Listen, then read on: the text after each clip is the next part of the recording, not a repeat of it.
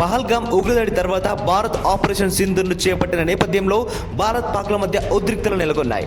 దేశంలోని కొందరు యూట్యూబర్లు స్పైగా పనిచేస్తూ భారత్ రహస్యాలను పాక్కు చేరవేస్తున్నారని ఎన్ఐఏ అధికారులు అనుమానించారు. దీంతో దేశంలోని కొందరు యూట్యూబర్లపై ఫోకస్ పెట్టారు. యూట్యూబర్ జ్యోతి మల్హోత్రా మరో 11 మందిని ఎన్ఐఏ అరెస్ట్ చేసింది.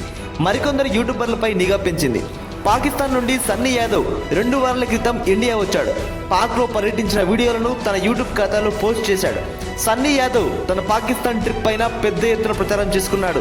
ఓవైపు మన దేశం పాకిస్తాన్ దాని తీవ్రవాదంతో పోరాడుతుంటే నువ్వేమో బైక్ వేసుకొని పాక్కు వెళ్లి నీ జీవితాశయం నెరవేరిందని తెగ హైప్ ఇస్తున్నావు. ఓవైపు భారత స్త్రీలు తమ సింధురాలు కోల్పోయి క్షోభను అనుభవిస్తుంటే నువ్వు పన్నీర్ రోటీలు తింటూ ఎంజాయ్ చేస్తున్నావు. పాక్ ఉగ్రవాదంతో మనం పోరాడుతుంటే వారి దేశంలో సైట్ సీయింగ్ ముఖ్యమైపోయిందా సన్నీ? ఇది ఒక్కరి ఆవేదన కాదు. యూట్యూబ్ లో భయ్యా సన్నీ యాదవ్ పాకిస్తాన్ టూర్ వీడియోల కింద వస్తున్న వందలాది కామెంట్లు. ఇటీవల అతడు తన మోటార్ బైక్ మీద పాకిస్తాన్ వెళ్లడం పెద్ద ఇష్యూ అయింది. పాక్ వెళ్లి వచ్చిన బైక్ రైడర్ సన్నీ యాదవ్ పై నిఘా ఉంచిన ఎన్ఐఏ అధికారులు ఈ నెల 29న చెన్నైలో అరెస్ట్ చేశారు. పాక్ సందర్శనకు గల కారణాలపై విచారణ జరిపేందుకు ఎన్ఐఏ అధికారులు అతన్ని అరెస్ట్ చేసినట్లు తెలిపింది. ఉద్రిక్తల తరుణంలో శత్రు దేశాన్ని సందర్శించడానికి కారణమేంటి? పాక్లో ఏ ప్రాంతాలలో సన్నీ యాదవ్ సందర్శించాడు, ఎవరిని కలిశాడు, ఎందుకు కలిశాడు అనే కోణంలో అతనిని విచారిస్తున్నట్లు సమాచారం.